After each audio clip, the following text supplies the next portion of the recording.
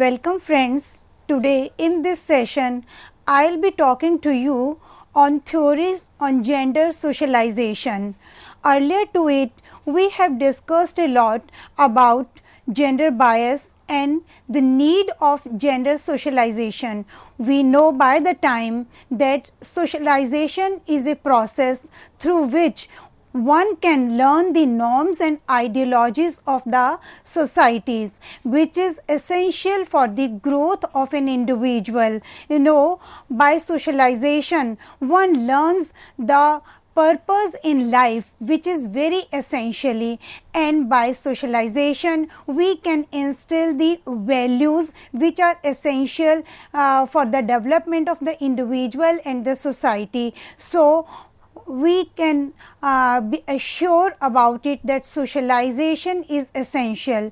And there is a great debate between educationists and sociologists regarding the role of socialization, regarding the gender socialization. So we will be discussing the various theories given by these sociologists and educationists, because the views given by them in their theories reflect their ideas how we can socialize the gender. See, by now we are aware that socialization is a process which is very essential for the growth of an individual and as well as for the society itself. So to begin with, we'll discuss a very important theory which is known as theory of needs, which is given by Bronislaw Malinowski.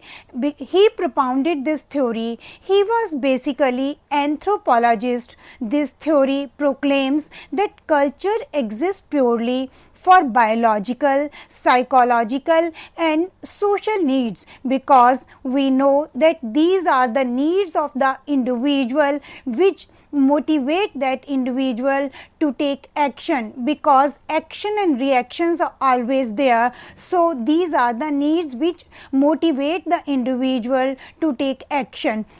Further, he defines this theory by noting the necessary hierarchy of needs and the role of symbolism within the structure. It also explains the reason and process of certain functions occurring in the society. See, when he talks about the reasons and process of certain functions, because in society certain actions are taking place, but there is always a reason behind those actions, why and how they occur and what is the process of their occurring and whether they are beneficial for the society, for the individual or not. So he talks about the hierarchy of needs. We are well aware that our basic needs influence our cultural responses. See, when we talk about the culture, how we respond towards our culture or where one is living in. So these are our basic needs which influence the cultural response. How do we respond culturally? The need of survival are our basic needs, and the needs of adaptation are cultural responses. See, when we talk about needs, hierarchy of needs, first of all we talk about the need of survival. So we have already heard that survival of the fittest. So one has to make action, one has to fulfill the basic needs. If these needs of anyone are not fulfilled, then there is the danger, because then one might go in the frustration, which is not good for the individual and as well as for the society.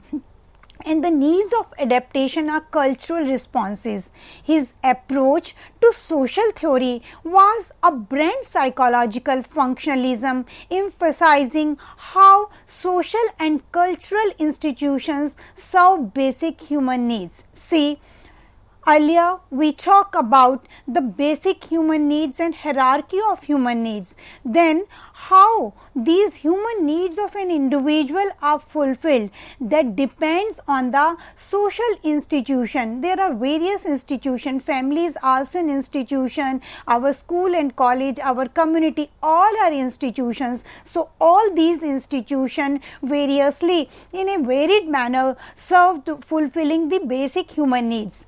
A perspective opposed to A.R. Radcliffe Brown's structural functionalism. Of course, later on within this discussion, we will be talking about the views given by Radcliffe Brown's that emphasize the ways in which social institutions function in relation to society as a whole. See how there is interaction between the working or actions of the institution and in the individual, how one acts and reacts. This is what we do study in functionalism.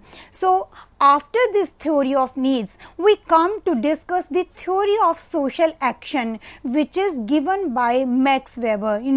Max Weber opined then an action is social if the acting individual takes account of the behavior of others, is thereby oriented in the course. See, Max Weber, when talks about the theory of social action, he opines that any action is social when we take into the consideration the behavior of others, because whenever our behavior is noticed, it is noticed in reference to the behavior of others, because individually when we are alone we might behave in any way, but when we are in a group we have to see how one must behave in a group and how we have to take care that the others' views may not be hurt. So, an action is social when one is considering the behavior of the others.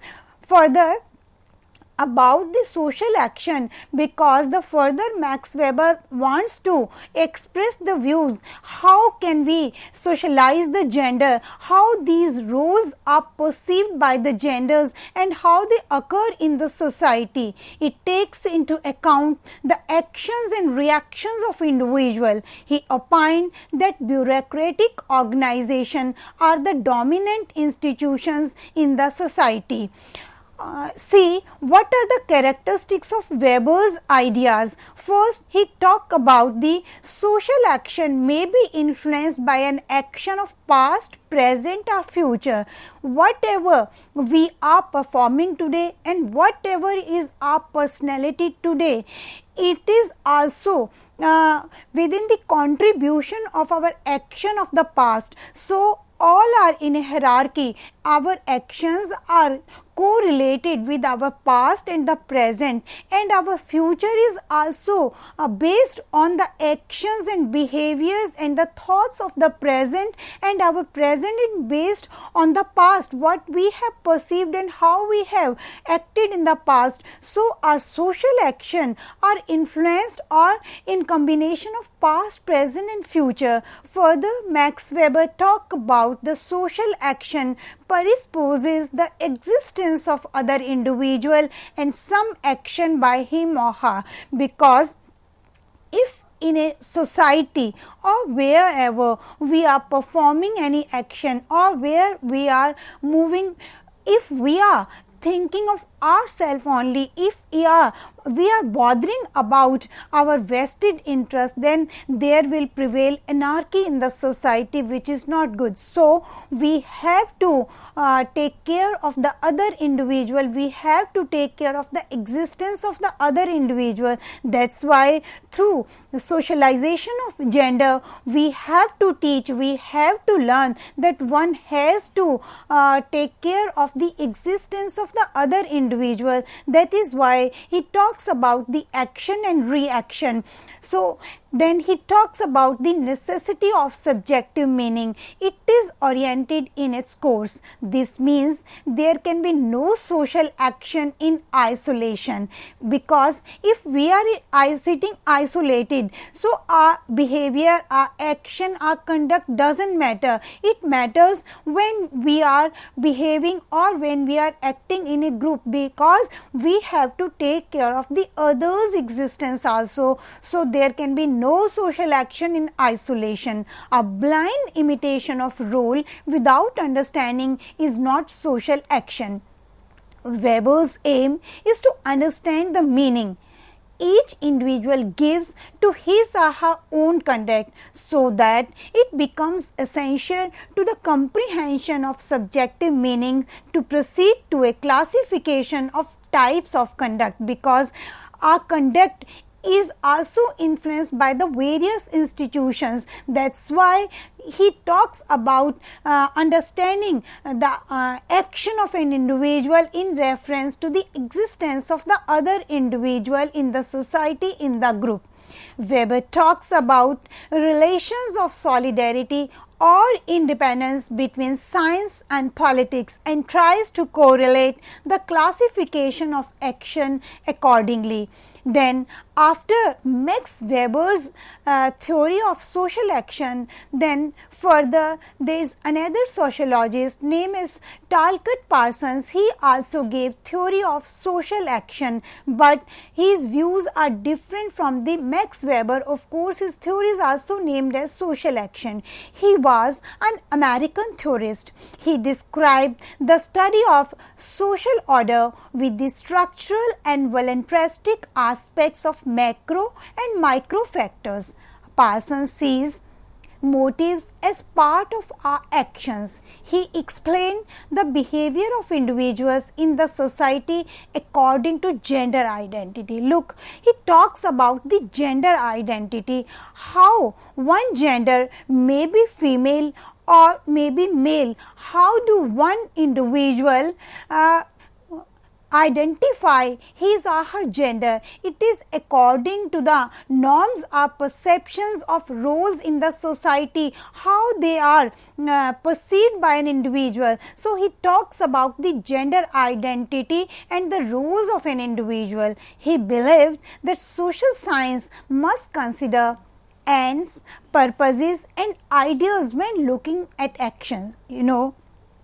How does one perform an action? Definitely any individual, male or female, any gender, because we are talking about gender identity. When one tries to make some action, definitely that individual must be having some ends, some purposes and some ideas behind that action. That's why these psychologists say that every action has a cause and effect relationship are talked by the psychologist. In the same manner, the sociologist Talcott Parsons says that whenever one is making or performing some action, definitely one is having some purposes and ideas and ends behind that action, because he believed that the values prevalent in the society influence order and stability in the society. How? Because we are talking about the solidarity and secularism and stability in the society. So how does that stability of values can be prevalent in the society? Because the norms and ideologies prevalent in the society affect that stability.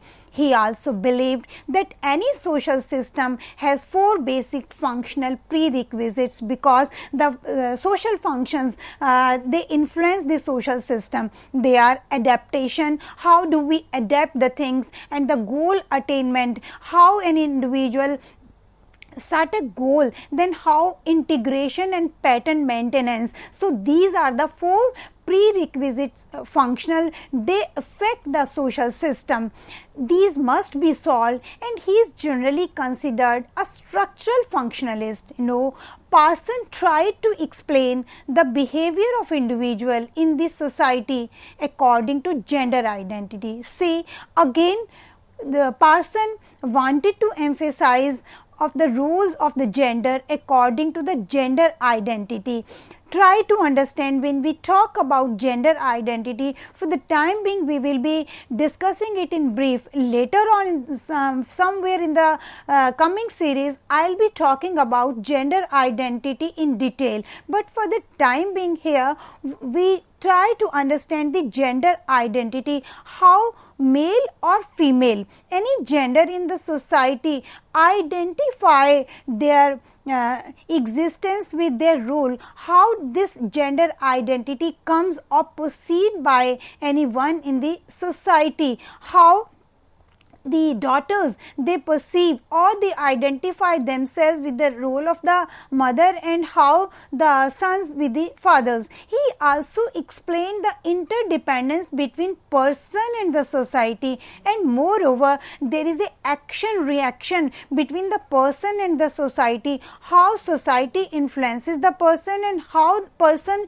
influences the society. It matters whosoever carries the more weight, who can influence the one another. So, three structures explained by Parson are social structure, cultural structure and personality structure. Further, if we come to discuss Parsons' views on education, see, education instills values of competition, equality and individualism. How one acquired the value of competition, a healthy competition. If there is no competition, one individual will never think of proceeding further. So, healthy competition is essential. This is acquired by the education, and education gives equality and individualism. Because equal opportunities are prevalent in the society, one can avail opportunities and can reach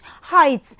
In a meritocracy, everyone is given equality of opportunity. So, our achievements and rewards are based on efforts and abilities. See, I am addressing to the youngsters, the children and the students. You know, when sometime I see the youngsters grumbling that someone has achieved so many achievements and rewards, how? So, it is not the time to grumble, rather you have to see that equal opportunities are given to everyone. This is this depends on your efforts and on your ability, how much you effort you put in. So, your achievements and rewards are based on your efforts which you put in. So, education instills the value of equality among all. You know, gender, like other social institutions, contributes to the stability of society as a whole.